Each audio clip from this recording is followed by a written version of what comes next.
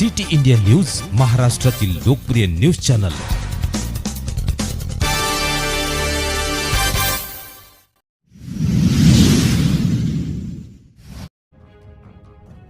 महाडमध्ये अवैध मटका विरोधात संतप्त नागरिकांचा आत्मदहनाचा प्रयत्न, पोलीस प्रशासनाच्या हलगर्जीपणावर प्रश्नचिन्ह। महाड शहरात खुलेआम सुरू असलेल्या मटका जुगार आणि ऑनलाईन लॉटरी सारख्या अवैध व्यवसायांविरोधात अनेक वेळा तक्रारी करूनही कारवाई होत नसल्यामुळे अखेर एक संतप्त नागरिकाने थेट आत्मदहनाचा प्रयत्न केल्याने प्रशासन हादरले आहे। महाडमधील सामाजिक कार्यकर्ते सुभाष मोरे यांनी महाड पोलीस आणि नगरपालिका प्रशासनाला 12 तासांचा अल्टिमेटम दिला होता, मात्र यानंतरही कोणत्याही ठोस कारवाई न झाल्याने त्यांनी दुपारी 12 वाजता पोलीस ठाण्याच्या आवारात अंगावर डिझेल ओतून आत्मदहनाचा प्रयत्न केला।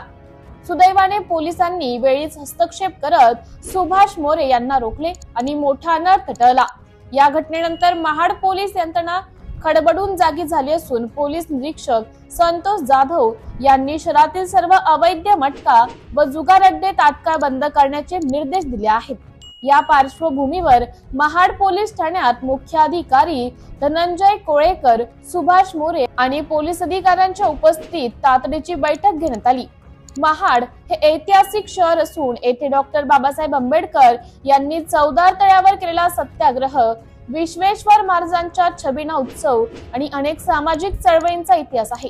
असे असताना शहरात मटका, ऑनलाईन लॉटरी आणि पत्त्याचे खेळ खुलेआम सुरू असल्याची स्थिती चिंताजनक आहे।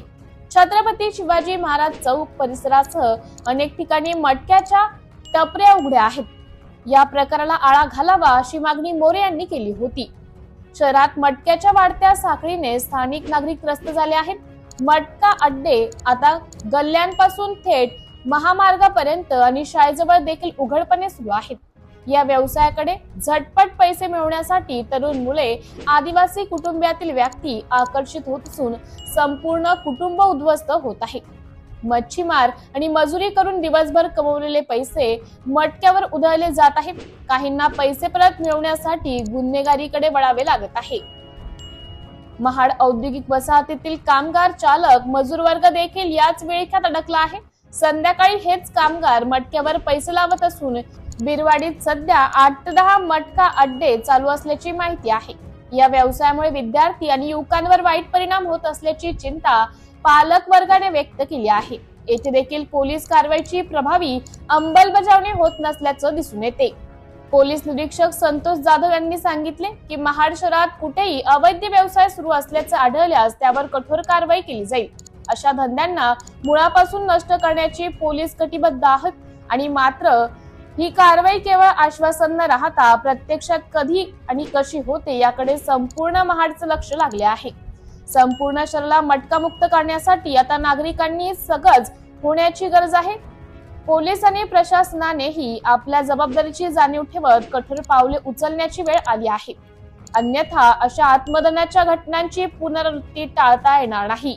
परंतु अवैध धंदे करणारे मुजोर झाल्याने त्यांना तळ्यावर आणण्यासाठी सुभाष मोरे यांनी घेतलेल्या भूमिकेचं सर्वसामान्य नागरिक सुभाष मोरे यांना धन्यवाद देत आहे। सिटी इंडिया न्यूज साठी प्रतिनिधी निलेश लोखंडे, महाड।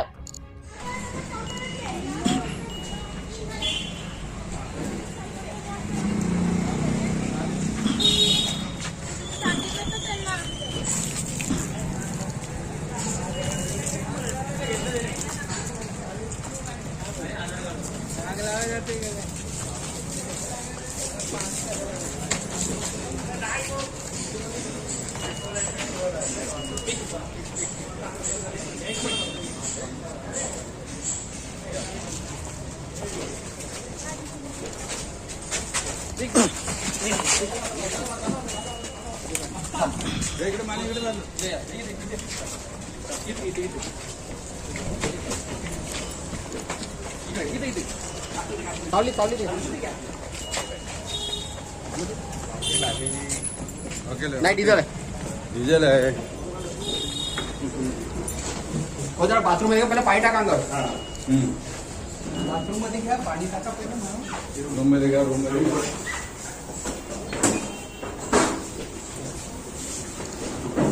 ते पण आजचं पहिलं बोलते पहिलं आजचं बोलते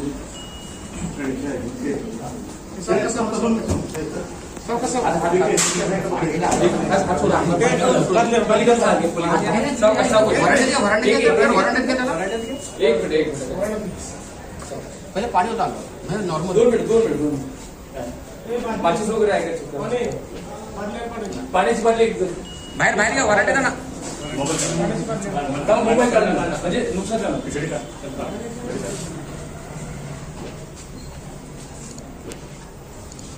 पाणी बदल्या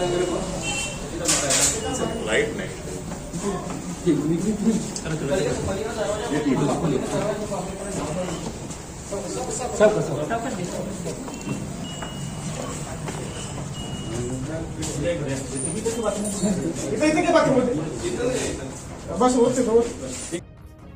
सुभाष मोरे यांच्या महाडच्या काही समस्यांविषयी प्रशासनानं कारवाई करावी अशी त्याची मागणी होती आणि ते मागणी तात्काळ पूर्ण करावी यासाठी प्रशासनाचं लक्ष वेधण्यासाठी त्यांनी हा आत्मदहनाचा इशारा दिलेला होता. सुभाष मोरे यांच्यासोबत त्यानंतर मी सविस्तर त्याविषयी चर्चा केलेली आहे.